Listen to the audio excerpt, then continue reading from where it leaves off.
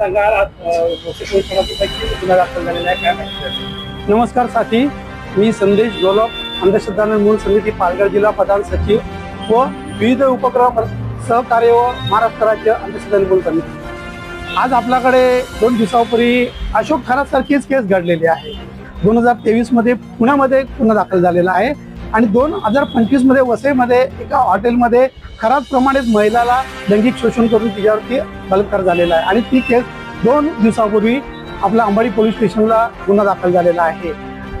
Actually 2013ला अंधश्रद्धा निर्मूलन समितीचा हा कायदा झाला, त्यासाठी नंद दाभोळकर शहीद झाले, पण गेल्या 12 वर्षामध्ये या कायद्याला नियमावली तयार करा म्हणून सतत अंधश्रद्धा निर्मूलन समितीचे कार्यकर्ते पोलिसांशी सरकारशी संपर्क करतात, पण त्याच्याकडून आम्हाला काहीच उत्तर देत नाही। एक शोकांतिका आहे।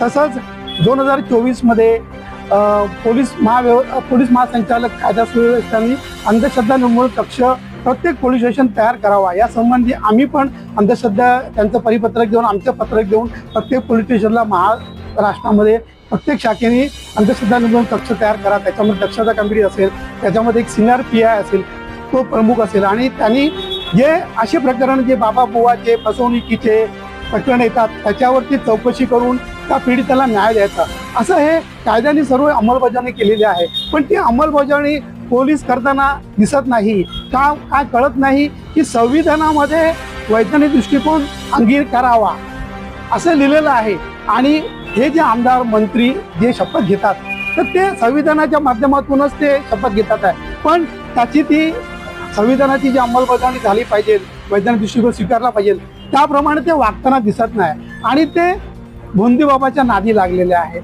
आज सकाळी 1 तास पूर्वी फरार व्हायच्या बाबांनी 1 तास पूर्वी पोस्ट केली आहे का मी निर्दोष आहे आणि सत्याचं विजयावर असं तो पोस्ट करून केली, तो फरार झाला। त्याच्या तो निर्दोष जर आहे तर त्यांनी फरार व्हायची गरज नाही, त्यांनी पोलिसांना सहकार्य करायला पाहिजे आणि जी खरी जी माहिती आहे तर त्यांनी ती उघड करायला पाहिजे ना। जर त्याच्या मनात आपल्याला पकडतील, आपल्याला गुन्हा दाखल झालेला आहे, पुढच्या या प्रोसिजरमध्ये आपल्याला फेस करायला लागेल म्हणून त्यांनी पळवाट काढलेली आहे आणि तो कुठे पळाला हे पोलिसांना माहीत आहे। आज ना उद्या पोलिसांना त्यांना हे हुडकून काढायला लागेल आहे आणि अंधश्रद्धा निर्मूलन समिती पत्रकार आपण सर्व मिळून याच्या मागे लागू आणि पोलिसांवर दबाव ठेवून हे प्रकरण मार्गी लागण्याचा प्रयत्न करू। आज जो गुन्हा दाखल झाला त्याच दिवशी अगर पोलिसांनी त्यांना अटक केली असती तर आज बाबा फरार झाला असता। आता काय याच्यामध्ये की काही राजकीय लोकांची पण दबाव पोलिसांवर येतात आहे।